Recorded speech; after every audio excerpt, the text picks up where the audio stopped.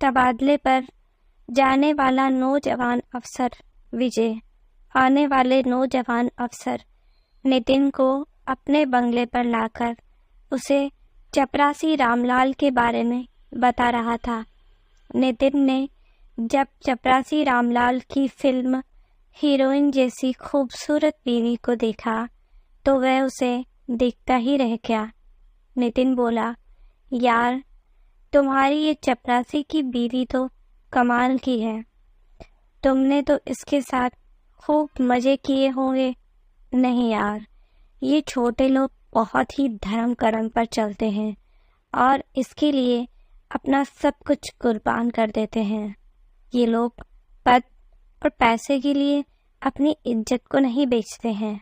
मैंने भी इसे लालच देकर पटाने की खूब कोशिश की थी, मगर इसने साफ मना कर दिया था। ये सुनकर नितिन विजय की ओर हैरानी से देखने लगा। नितिन को इस तरह देखकर विजय अपनी सफाई में बोला, ये छोटे लोग हम लोगों की तरह नहीं होते हैं, जो अपने किसी काम को बड़े अफसर से कराने के लिए अपनी बहन बेटियों और बीवियों को भी उनके साथ सुला देते हैं।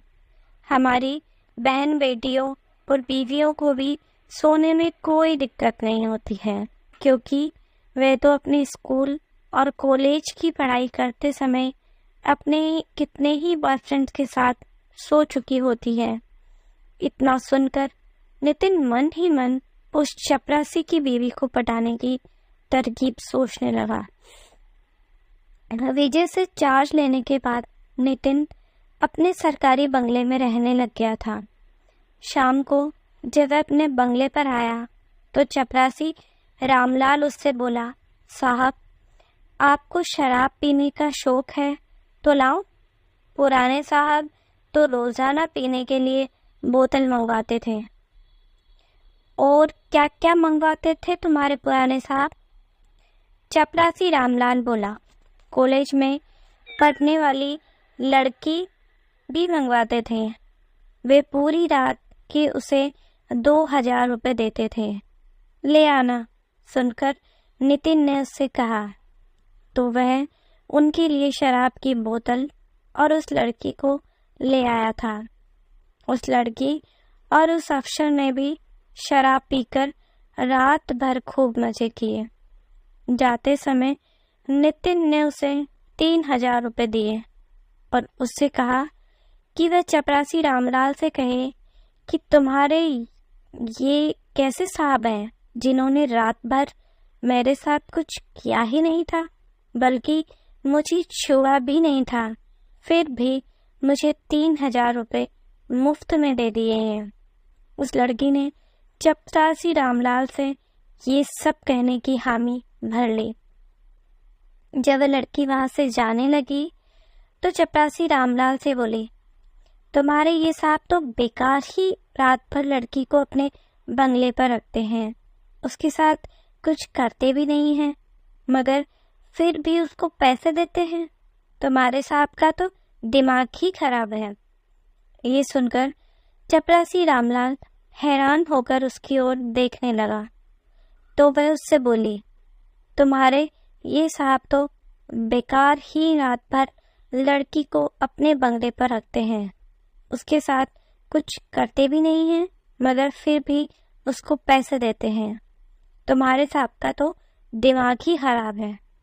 ये सुनकर चपरासी रामलाल हैरान होकर उसकी ओर देखने लगा तो वह उससे बोली, तुम्हारे साहब ने तो रात भर मुझे छुआ भी नहीं, फिर भी मुझे 3000 रुपये दिए हैं।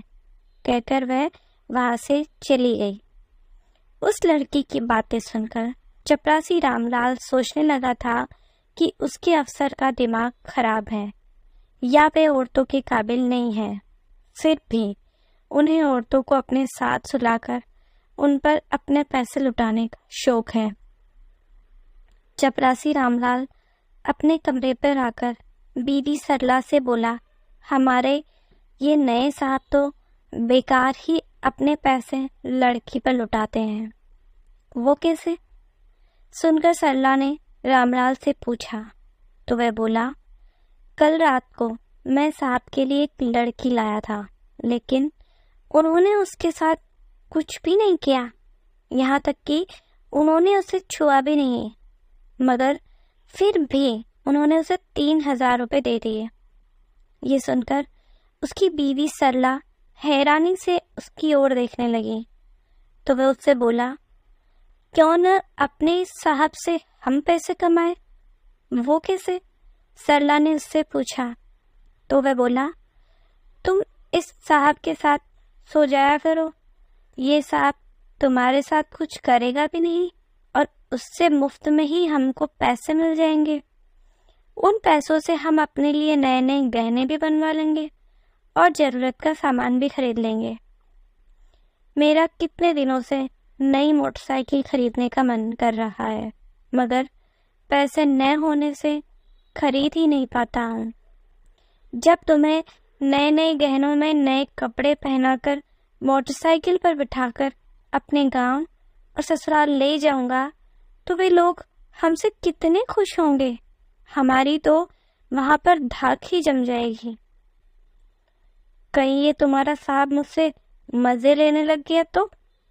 खूबसूरत बीवी सरला ने अपना शक जाहिर किया तो वह उसे तसल्ली देते हुए बोला, तुम इस बात की चिंता मत करो, वह तुमसे मजे नहीं लेगा। पति रामलाल की इस बात को सुनकर बीवी सरला अपने साहब के साथ सोने के लिए तैयार हो गई। शाम को अपने साहब के लिए शराब लाने के बाद रात को चपरासी रामलाल ने अपनी बीवी सरला को उनके कमरे में भेज दिया। साहब जब उस पर हावी होने लगे तो उसे बड़ी हैरानी हो रही थी, क्योंकि उसके पति ने तो उससे कहा था कि साहब उसे छुएगा भी नहीं, मगर उसका साहब तो उस पर ऐसा हावी हुआ था कि रात भर में साहब ने उसे इतना ज़्यादा थका दिया था कि वह सो भी न सके। सरला को अपने पति पर बहुत गुस्सा आ रहा था, लेकिन गुस्से को दबाकर मुस्कुराते हुए दूसरे दिन अपने पति से वह बोली, तुम्हारे साहब ने तो मुझे छुआ भी नहीं, हमने मुफ्त में ही उनसे पैसे कमा लिए। ये सुनकर उसका पति रामलाल अपनी अक्लमंदी पर खुशी से मुस्कुराने लगा तो वह उससे बोली, मुझे रात भर तुम्हारी याद सताती रही थी, क्यों न हम तुम्हारी बहन नीता को गांव से बुलाकर तुम्हारे साहब के साथ सुला दिया करें। तुम्हारा साहब उसके साथ कुछ करेगा भी नहीं और उससे मिले पैसों से हम उसकी शादी भी धूमधाम से कर देंगे। ये सुनकर रामलाल बीवी सरला की इस बात पर सहमत हो गया। वह उससे बोला, तुम इस बारे में नीता को समझा देना, मैं आज ही उसे फ़ोन करके बुलवा लूँगा। शाम को जब चपरासी रामलाल की बहन नीता वहाँ पर आई तो सरला उससे बोली, ननद जी, तुम गांव के लड़कों को मुफ्त में ही मज़े देती फिरती हो, किसी दिन किसी ने देख लिया तो गांव में बदनामी हो जाएगी, इसीलिए तुम यही रहकर हमारे साहब के साथ रात भर सोकर मज़े भी लो और पैसे भी कमाओ। ये सुनकर उसकी ननद नीता खुशी से झूम उठी। रात भर वह साहब के साथ मौज मस्ती करके सुबह जब उनके कमरे से निकली तो बहुत खुश थी। साहब ने उसे 5,000 रुपये दिए थे।